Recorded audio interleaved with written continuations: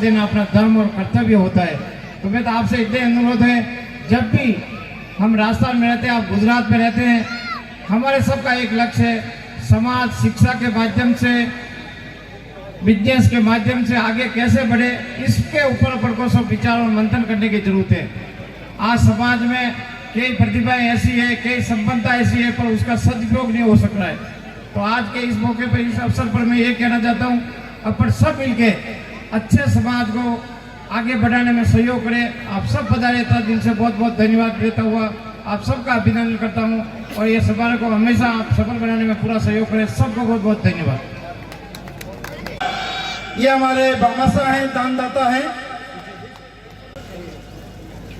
सविता कुमारी डांगी, सुखलाल जी डांगी, धमानिया 65%, सुषमा डांगी, गेबीलाल जी Dangi, family 65%, Ramlal लोगलाल जी डांगी, तारावत 64%, खुशबू डांगी, भवरलाल जी डांगी, तारावत। हमारे सामने बैठे समाज की माता बहनें, हमारा समाज का भविष्य, ऐसे नौजवान, सभी गांव से समाज के विशेष मेहमान, आप सभी का हार्दिक स्वागत करता हूं, आप सभी को वंदन करता हूं, अभिनंदन करता हूं। 16वां छात्र प्रतिभा सम्मान समारोह है। उसका मतलब हुआ आज से 16 साल पहले से हम समाज की एकता और समाज की मजबूती के बारे में बात करते आए हैं। हम गुजरात से आते हैं, 6 महीना आप लोगों के बीच में रहे थे। मुझे इस समाज के बारे में या इस समाज की विशिष्टताओं के बारे में बताने की कोई आवश्यकता भी नहीं और जरूरत भी नहीं है, लेकिन समाज तभी मजबूत बन सकता है जब समाज के कार्यक्रमों में हर एक व्यक्ति हाजिर हो। समाज तभी मजबूत बन सकता है जब उस मंच पे हर किसी भी पार्टी का पदाधिकारी मौजूद। आज हम सभी नौजवानों को यहां से अलग अलग प्रोत्साहन दे रहे हैं। बहुत अच्छी बात है कि हमारा नौजवान, हमारा बच्चा आने वाले समय के बाद राजस्थान सरकार में कोई IAS हो, कोई IPS हो, कोई RS हो, न जाने इसमें कोई बच्चा राजस्थान विधानसभा के अंदर जाकर बैठेगा, न जाने यहाँ आया हुआ वो नौजवान, वो महिलाएं आने वाले दिन में इस समाज का प्रतिनिधित्व करेगी। इन सारी शुभकामनाएं हम यहाँ आए हुए हर बच्चों को देते हैं। आप हमारे बुजुर्ग हैं, आप हमारे से 20-20 साल बड़े भी हैं। मैं उतनी अच्छी बात नहीं कह सकता, लेकिन जब समाज के बीच हम जाते हैं तो समाज को सही और कड़वा कहने की अगर किसी में हिम्मत हो तभी वो समाज आगे बढ़ सकता है, वरना चापलूसी करने से समाज कभी आगे नहीं बढ़ सकता। गुजरात में लगभग 1.25 करोड़ की बस्ती है पटेलों की। किसी भी पार्टी हो, हर पार्टी से अपना विधायक भी है, हर पार्टी से अपने मंत्री भी है। 1.25 करोड़ की उस बस्ती में लगभग 25 से ज्यादा IAS भी हो गए, IPS भी हो। और गुजरात की राजनीति, सामाजिक, शैक्षणिक, आर्थिक, किसानी, हर जगह पटेल समुदाय मजबूती से है। अगर हम राजस्थान के अंदर हमारे समाज की बात करेंगे, चाहे आप डांगी बोलते हो, पाटीदार बोलते हो, पटेल बोलते हो, जो भी बोलते हो, लगभग 25 से 30 लाख की आबादी हमारी राजस्थान के अंदर है, खास तौर पर मेवाड़ के अंदर। लेकिन जब 25 या 30 लाख की आबादी के बाद अगर हम कुछ ढूंढने जाएंगे तो एक भी विधायक हमारा नहीं मिलेगा। चलो मानते हैं टीएसपी का मामला है, नहीं बन सकता, लेकिन जब मिलता है तब भी हम उसको जिता नहीं पाते। मैं इसलिए ये बात कर रहा, पार्टी कोई भी, जब हम मंच पे आए तो हमारे यहाँ पर जो संचालक थे वो कह रहे थे किसान क्रांति सेना नहीं, समाज के बीच आते हैं तो हम इस समाज के हैं, वही हमारे लिए सबसे बड़ी पहचान है। हमारे लिए ना कोई पार्टी ना कोई संगठन, हमारी जो पहचान होती है हमारा समाज हमारी सबसे बड़ी पहचान होती है। जब दुख लगता है कि 25 से 30 लाख की आबादी के बाद भी अगर जयपुर किसी को काम हो और विधानसभा के अंदर हमारा एक भी आदमी ना हो तो इस समाज की एकता के बारे में सोच हम सकते भी नहीं। सिर्फ कहना बोलना उससे समाज बड़ा नहीं हो सकता। ऊंझा के अंदर मां उमिया का बड़ा भव्य मंदिर है। वो मंदिर आज से 100 साल पहले बना हुआ है और आज से 100 साल पहले लगभग 20 लाख पटेल वहां एकजुट हुए थे और कहा था कि हम लोग एक हैं। आज से 100 साल पहले की बात है, लेकिन आज भी समाज एक नहीं हुआ।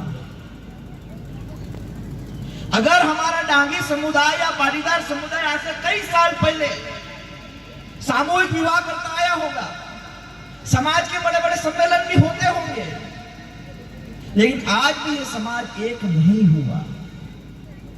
दिखावा और कहना बड़ी विपरीत परिस्थिति है और इसलिए मैं बार बार कहता हूं, जैसे हमारा डिप्टी साहब ने बोला यहां से, मेरा व्यक्तिगत यह मानना है कि शिक्षा सिर्फ रोजगार का साधन नहीं है और समाज एक सिर्फ राजनीतिक का साधन नहीं है, लेकिन शिक्षा और राजनीतिक जब मजबूती से एक होगी तभी इस समाज को हम जयपुर और भरतपुर में पहचान सकते, बाकी नहीं पहचान सकते। बहुत कहने की बात है, बड़ा दुख लगता है। 6 महीना में यहां पर था, समाज बड़ा है, पढ़ा लिखा भी है और डिप्टी साहब ने बोला कि उदयपुर के अंदर रहने वाला डांगी पैसे वाला भी हो गया है, लेकिन एकता नहीं बना पा सकता। और उसका उदाहरण आप देख लीजिए मंच पे, कौन सी पार्टी और कौन सी पार्टी का पदाधिकारी या समाज के बीच में आकर बैठ सकता है? नहीं, ये दुख की बात है। किसी भी पार्टी का आदमी हो, समाज की बात हो तो समाज के मंच पर उसको आना चाहिए, क्योंकि ये मेरे समाज की बात है। तब तक समाज एकजुट नहीं हो सकता। और इसीलिए बार बार मैं ये कहता हूं कि हम लोगों ने जब गुजरात के अंदर, मध्य प्रदेश के अंदर, राजस्थान के अंदर किसी भी जगह जाएंगे तो हमें पटेल मिल जाएगा। पटेल का मतलब सिर्फ एक सरनेम नहीं है। जिस गांव के अंदर मजबूती से खड़ा हो सकता था उसको मुखिया कहते थे, उसी का मतलब पटेल होता है। चाहे वो सरदार वल्लभ भाई पटेल हो, चाहे छत्रपति शिवाजी महाराज हो, चाहे साहू जी महाराज हो, लेकिन इस समाज को मजबूत करने की बहुत जरूरत है।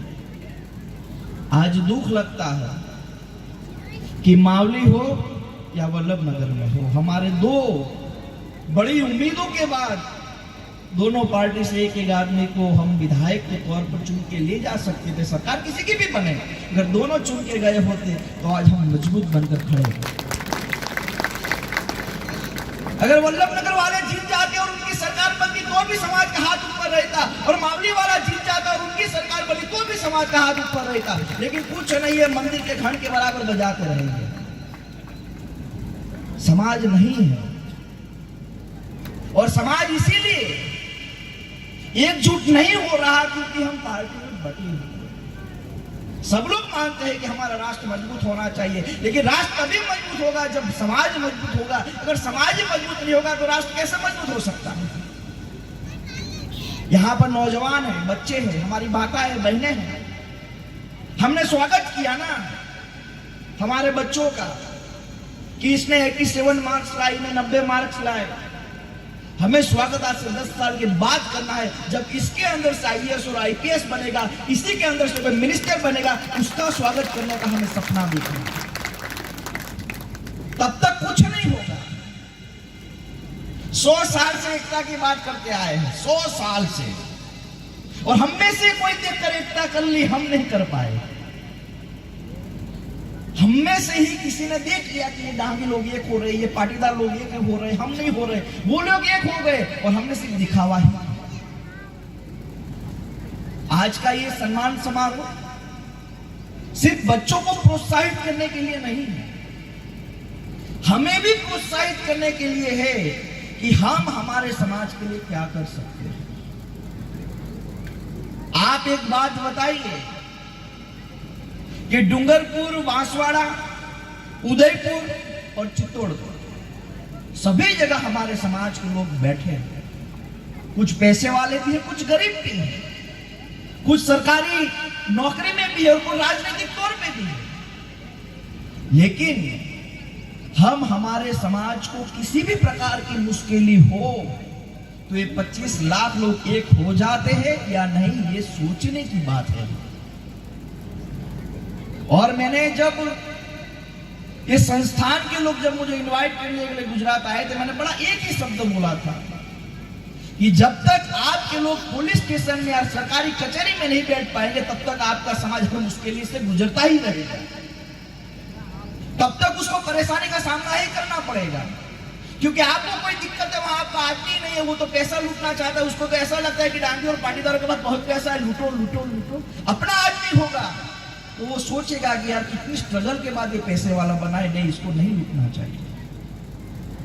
और इन्हीं सारी बात के मायने एक ही बात रखते हैं। और एक मेरा सुझाव भी है, जब संस्थान के लोग आए थे तो वहां साबरमती और चांदखेड़ा में बहुत सारे डांगी पाटीदार अहमदाबाद में रहे थे, हमें मालूम भी नहीं कि हमारे भाई वहां रहते। मेरा एक सुझाव है कि हमें भी पटेल लिखने की जरूरत है। आप डांगी तो लिखते हैं, ब्लॉक में पटेल लिखते हैं, तो क्यों ना हम पटेल ही लिखे डांगी ब्लॉक में।